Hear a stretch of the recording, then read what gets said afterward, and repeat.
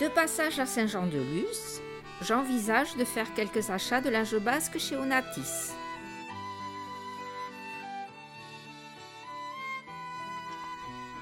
La boutique étant fermée, je décide de me rendre à l'usine de Saint-Palais.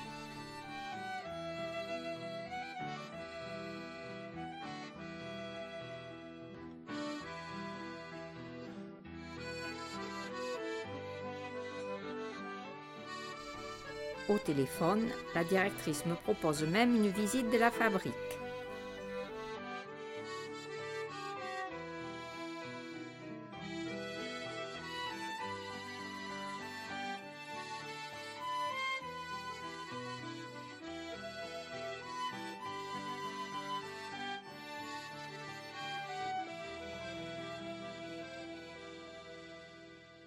Bonjour madame.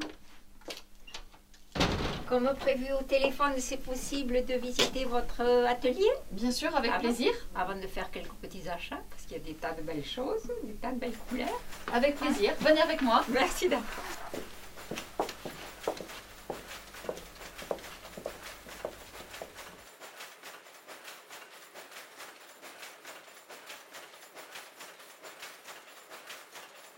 L'ourdissage, ça veut dire on va préparer. On va préparer le métrage de fil nécessaire au tissage. Pour cela, on va prendre les bobines que l'on reçoit comme ceci. Elles sont déjà filées et déjà teintes. On va les positionner sur l'armature métallique d'une certaine façon en fonction du modèle que l'on veut faire. On va commencer à voir se dessiner les rayures ou le motif. On va prendre les fils de chaque bobine, un à un. On va l'amener par un petit système de porcelaine. Ce qui est en blanc, c'est la porcelaine. C'est la seule matière qui laisse glisser le fil sans le fragiliser. On va amener les fils ici. On va les faire passer entre les dents de 3 peignes successifs pour s'assurer que les fils sont bien positionnés côte à côte, qu'ils ne se mélangent pas entre eux. Et on va ensuite poser les fils sur le tambour, côte à côte, jusqu'à obtenir la largeur de la nappe. Alors, pour un modèle de nappe qui mesure environ 1,60 m de large, il faut positionner sur le tambour jusqu'à 4000 fils côte à côte. Une fois qu'on aura positionné les 4000 fils sur le tambour, si on veut 500 mètres de nappe, on fera tourner le tambour sur 500 mètres. Et la nappe de fil que l'on va obtenir sur le tambour s'appelle en tissage la chaîne du tissu. La chaîne, c'est le métrage, la longueur que l'on va tisser. Cette chaîne, ensuite, pour pouvoir la transporter sur les métiers à tisser et commencer le tissage, il va falloir la dérouler du gros tambour pour la réenrouler sur des plus petits supports plus facilement transportables. Et ces supports, on va pouvoir les prendre soit à la main, soit par un système de palan, les amener sur les métiers à tisser, les installer et enfin commencer le tissage. Alors, les supports de chaîne que l'on a préparés dans la pièce d'ourdissage vont être positionnés à l'arrière des métiers à tisser, comme la bobine de blanc que vous avez derrière.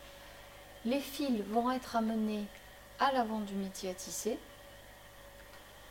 Au milieu du métier, vous avez des cadres métalliques que vous voyez ici, qui sont composés de fines aiguilles. Au milieu de chaque aiguille, vous avez un chat. Chaque fil va passer dans un chat, d'une certaine façon en fonction du modèle que l'on veut faire. On sait que pour obtenir ce tissage, il faut que le premier fil passe dans tel chat qui est positionné sur tel cadre.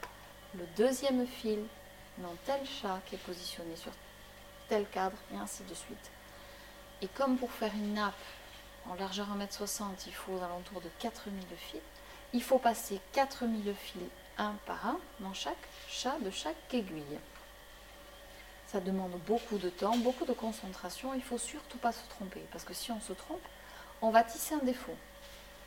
Si on tisse un défaut, il vaut mieux s'arrêter. Donc c'est un travail qui est très minutieux et très méthodique. Une fois que tous les fils sont bien passés dans chaque chat, ces cadres métalliques vont se lever ou pas en fonction d'une carte perforée, qui est le principe de l'orgue de Barbarie. qui est positionné sur le côté du métier à tisser. Vous allez avoir des aiguilles qui vont faire un mouvement vertical. Chaque fois qu'une aiguille rencontrera un trou, elle lèvera le cadre correspondant. Quand les cadres se lèveront, les fils qui sont passés dans les aiguilles se lèveront.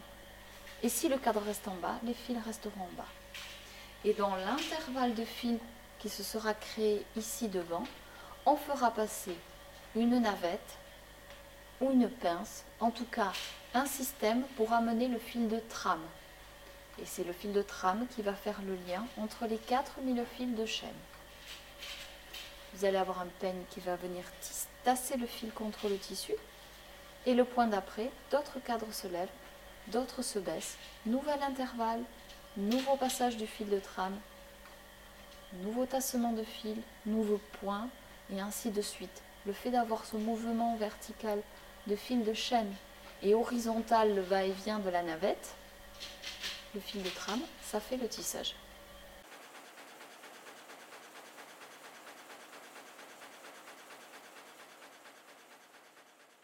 Alors, une fois que le tissu est tissé, on descend les rouleaux à l'atelier de confection. On va faire tout le travail de coupe et de couture. Alors, tout est coupé à la main et à l'unité, nappe par nappe et serviette par serviette. On va travailler avec des ciseaux à main, 1 mètre et une pique. Et à l'endroit où on veut couper, on va pointer le poinçon, on va attraper un fil et on va tirer dessus. On va aller comme ça jusqu'à l'autre bout de la nappe. Alors, on va dire qu'on est à l'autre bout. Et une fois qu'on aura enlevé le fil qui a amené la navette, on va avoir créé un défaut et on est sûr que la dimension que vous avez mesurée au départ sera exactement la même de l'autre côté de la nappe. Une fois que tout a été coupé, nappe par nappe et serviette par serviette, la couturière va faire les ourlets, va poser les biais, va poser les étiquettes, la lie des torchons, va finir le travail.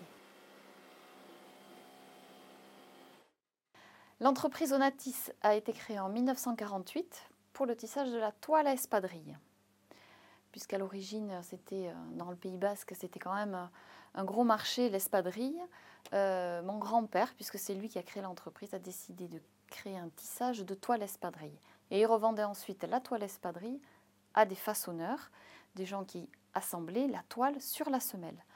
Et la capitale de l'espadrille à l'époque, c'était Mauléon.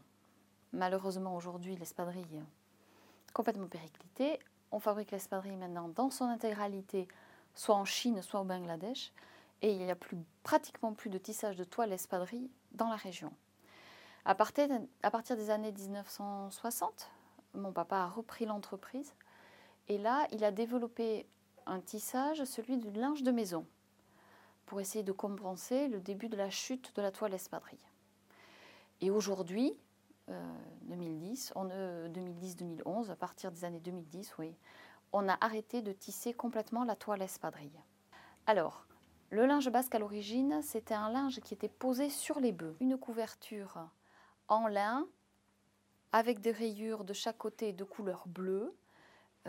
Chaque ferme avait sa propre rayure, ce qui permettait de reconnaître l'appartenance du troupeau avec la toile que les bêtes avaient sur le dos. La rayure était plus ou moins large en fonction de la richesse de la ferme. Voilà. Et alors, cette couverture les protégeait du soleil et des insectes. Elle était toujours en lin, cette couverture, puisque chaque ferme avait sa parcelle de lin. Et il y avait un tisserand qui venait de ferme en ferme et qui tissait avec la récolte de la ferme les besoins de la ferme. La rayure était toujours bleue parce qu'on cultivait aussi une plante qui nous venait de la région de Toulouse, le pastel. Et ce colorant naturel permettait d'avoir un fil de couleur bleue. Donc la seule rayure qui était utilisée sur le linge de table, le linge basque à l'époque, c'était une couleur bleue. Et le véritable linge basque, il y a toujours des rayures de couleur bleue. Il faut quand même faire attention à quelque chose de très particulier, c'est l'étiquetage du linge basque. Je vous ai dit qu'on était les derniers tisseurs de linge basque au Pays Basque. Aujourd'hui, si vous tissez, on va dire, un torchon en Chine, que vous le coupez en Chine, vous le ramenez en France, sur le territoire français, avec 3 coutures, 3 côtés cousus, tout simplement. On ne peut pas donner une appellation de torchon à ce produit puisqu'il n'est pas terminé. Le fait de le terminer, la couture, en France, sur le territoire français, permet d'étiqueter produits fabriqués en France. Nous, sur l'étiquetage, on a bien réfléchi, bien cogité, et on a trouvé, il y a un verbe qui spécifie l'activité, qui est le verbe tisser. Donc, au lieu de marquer fabriqué en France, on a marqué tissé en France au Pays Basque. Voilà. Alors, on est petit, on n'est pas très connu, mais en tout cas, le linge étiqueté de cette façon-là, on a la garantie de la provenance du produit. Et malheureusement, si vous avez l'occasion de vous promener au Pays Basque, tous les produits seront marqués fabriqués en France, ce qui n'est pas complètement exact.